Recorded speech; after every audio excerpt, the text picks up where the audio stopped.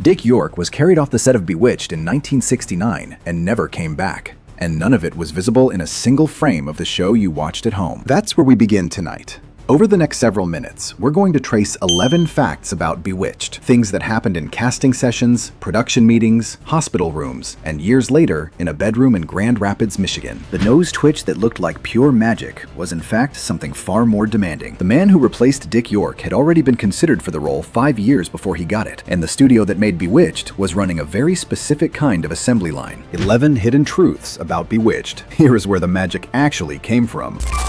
Here we have the typical family breadwinner. Number 1. The injury they hid. Dick York didn't choose to leave Bewitched. His body chose for him, and it had been making that choice for years before anyone watching at home had any reason to notice. In 1959, 5 years before Bewitched premiered, York sustained a serious back injury while filming the movie They Came to Cordura. That injury led to a dependence on prescribed muscle relaxants and painkillers that grew steadily across his 5 seasons on the series, deteriorating in a way that simply didn't register on screen. Then, in 1969, during production of what would have been season 6, York collapsed on set. He was carried off. He did not return. For the audience watching that summer, Darrin Stephens was just going to look different in September. What they had no way of knowing was that the first Darrin had already been running on diminishing reserves for the better part of a decade. That gap between what the show projected and what it was quietly costing runs through nearly every major story this episode has to tell.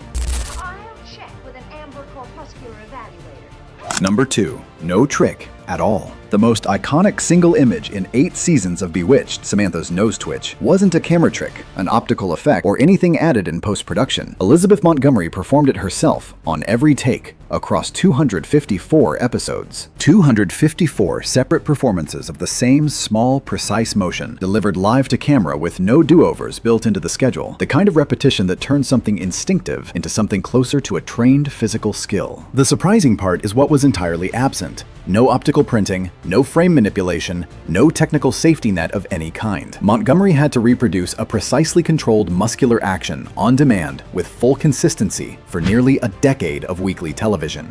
What read on screen as weightless charm was, in practice, a technique she had to deliver to spec every single time, with no way to correct it afterward if it drifted. For a series that sold the audience on effortless magic, that's a quietly ironic foundation.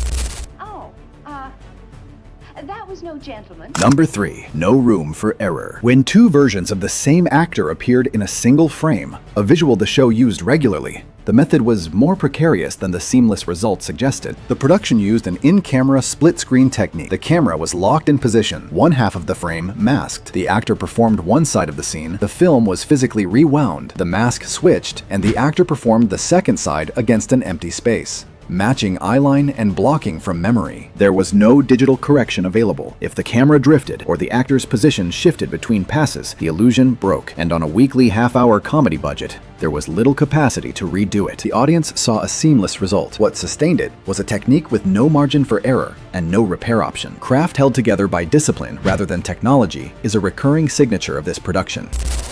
No, not yet, but you said we weren't going. Number 4. Married to her director. William Asher, who directed the majority of Bewitched episodes and served as a key producing figure, was married to Elizabeth Montgomery during the show's run, and that arrangement shaped the production from the inside in ways a standard studio structure wouldn't have allowed. In 1960s network television, female leads rarely carried behind-the-scenes leverage to match their on-screen centrality. Montgomery's marriage to Asher gave her an unusual degree of influence over production decisions, tone, and her own working conditions, at precisely the moment that access mattered most. That partnership was structural, not incidental. Number 5. Built on a formula. The creative infrastructure that made Bewitched possible wasn't assembled from scratch. It existed because a studio was already building something. Saul Sachs created Bewitched and sold it to Screen Gems, the television production arm of Columbia Pictures, which produced the series for ABC. Screen Gems in the same period was producing a cluster of fantasy-premise domestic comedies, the most direct parallel being I Dream of Jeannie, developed in parallel on the same lot. The format elements that define the show, a female lead with suppressed supernatural ability, a mortal husband resistant to the premise, a comedy of domestic containment, weren't unique to this production. They were genre furniture the studio was refining across multiple properties at once. That kind of parallel development wasn't unusual for a studio system built on volume. Screen Gems had every incentive to test the same premise twice on 2 different networks and see which version the audience responded to more. The DNA running through these shows is structural, not coincidental. Right here. Number 6. A role she downplayed. Agnes Moorehead's performance as Endora was the show's most consistently theatrical presence. And by most accounts, Moorehead privately regarded the role differently than the audience that loved it did. Moorehead arrived at Bewitched with credentials that predated the series by decades. A member of Orson Welles' Mercury Theater Company, with 4 Academy Award nominations over her career, she was more serious about her stage and film work, and didn't privately embrace the television role as a defining achievement the way audiences came to see it. The gap between how the audience received Endora and how Moorehead related to the role behind the scenes is real, and it fits a pattern this production kept repeating. About that for about the last... Number 7. Almost cast in 1964. When Dick Sargent stepped into the role of Darrin Stevens at the start of season 6, it wasn't the first time the producers had considered him for it. Sargent had been looked at for the part of Darrin when Bewitched was originally cast in 1964, before Dick York was hired. York got the role. 5 full seasons later, Sargent returned to take it. The version of the show audiences watched from 1964 forward, with Dick York as Darrin, was already the alternate outcome. Why Sargent was passed over the first time was never recorded. That gap is genuine and still open. Which brings us to how they handled the switch when it finally happened. You all right? Mm-hmm. Number 8. No explanation, ever. When Dick Sargent replaced Dick York as Darrin Stevens at the start of Season 6 in September 1969, the production made a specific and deliberate choice. The show offered the audience no explanation whatsoever. Darrin Stevens simply looked different. No storyline addressed the change. No in-universe reason was provided. This wasn't an oversight. It was a decided approach, a creative change made and held to without apology. The convention of unacknowledged recasting had been used in daytime serials for decades, but applying it to a primetime comedy with a fixed star was a production gamble. The silence was chosen. Whether it worked is a question every person watching this episode can answer from their own memory.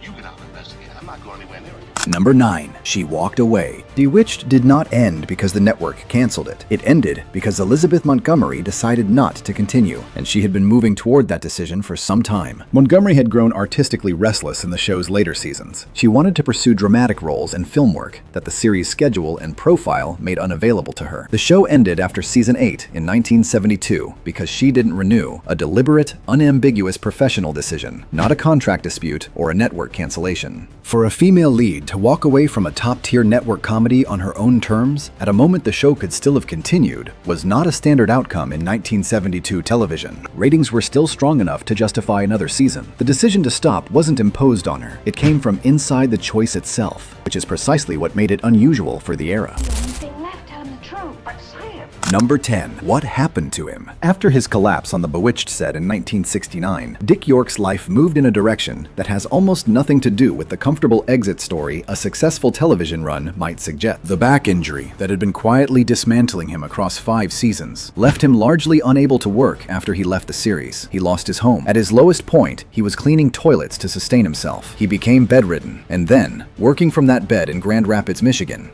organized a charitable effort to collect food and supplies for people experiencing homelessness in his area. He died in February 1992 at 63. The audience never saw any of this coming. The show gave no indication it was possible. That's the distance between the image of effortless magic and what was happening just out of frame, carried all the way to the end.